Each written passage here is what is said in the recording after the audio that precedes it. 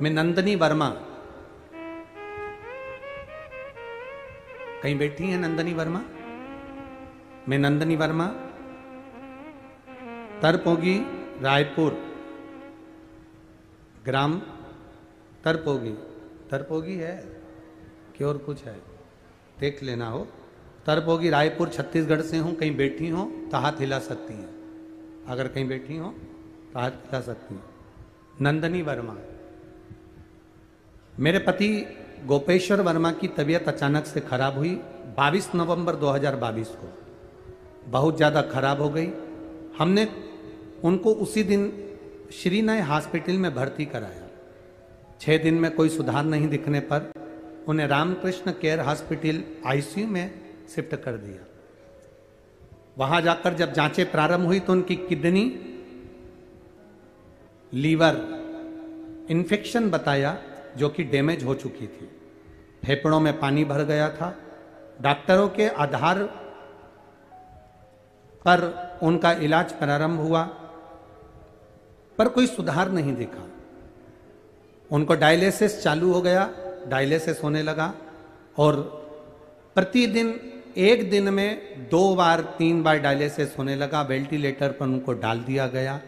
उसके बाद गुरुदेव बड़ा दुख हुआ कि डायलिसिस एक ही दिन में 3-3 बार डायलिसिस हो रहा था, आराम नहीं मिल रहा था। किसी ने कहा टीवी पर कथा आती है, आपने सुनी है? हमने कथा तो नहीं सुनी थी, पर यह जरूर सुना था कि कोई सीहोर वाला महाराज कथा करता है और उसमें शंकर भगवान को लोटा भर के जल चढ़ाने का बोलता है। तो हमने उसी समय पर बस शिव जी पे जल चढ़ाना प्रारंभ कर दिया और वो जल ले जाकर उनके शरीर पर लगाना प्रारंभ कर दिया। गुरुदेव हॉस्पिटल में कुछ भी चीज अंदर ले जाना नहीं देते, पर हम धीरे से अपना कपड़ा गीला कर कर जाते थे और वो कपड़ा ही उनको पोंछ देते थे। हम क्या बाबा का वर्णन करें गुरुदेव। शिव जी का आपने कहा था जब बहुत ज्यादा बीमारी या रोग रहता है तो पार्थिव शिवलिंग का निर्माण कर कर उसका पूजन कर लेना चाहिए। रात्रि को 9:15 वाला आपका जो पूजन का विधान आप बताते हैं वो हमने करना प्रारंभ करा। देखिए पार्थिव शिवलिंग का महत्व क्या होता है, क्या वर्णन होता है। ये कथा तो 7 तारीख को पूरी हो जाएगी।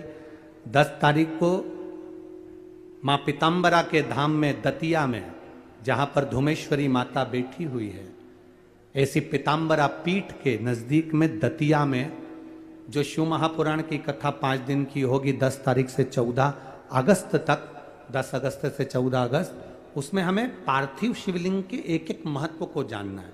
शिवलिंग की धार कैसी होना चाहिए, पार्थिव शिवलिंग बनाते हैं तो उस पर सांप बनाना चाहिए कि नहीं बनाना चाहिए, पार्थिव शिवलिंग का निर्माण करें तो नंदी बनाए कि ना बनाए, पार्थिव शिवलिंग का निर्माण करें तो गणेश जी बनाए कि ना बनाए, पार्थिव शिवलिंग का निर्माण करें तो हमें बेलपत्र कैसी रखना चाहिए, पार्थिव शिवलिंग का निर्माण करने के बाद बेलपत्र को चावल के दाने कैसे लगाना चाहिए, ये सब हम 10 तारीख से 14 तारीख वाली कथा में सुनेंगे।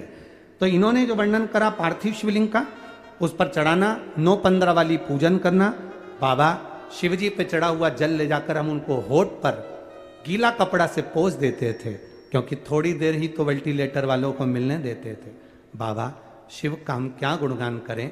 एक बेलपत्री ले जाकर हमने उनके पलंग पर रख दी और बाबा की कृपा ऐसी हुई, उनको आराम लगना प्रारंभ हुआ और उनकी लीवर किडनी ठीक होने लगी, डायलिसिस बंद हो गया और हमारे पति मौत के मुंह से बाहर आ गए। मैं सारी जांचें लगाकर भेज रही हूं गुरुदेव, पूरे जांचें उन्होंने इसमें लगाई हैं। आप एक एक जांच का पूरी जांचें, किडनी लीवर की जितनी भी जांच होती है सब लगाकर भेजा सब। उन्होंने एक बात बड़ी अच्छी लिखी,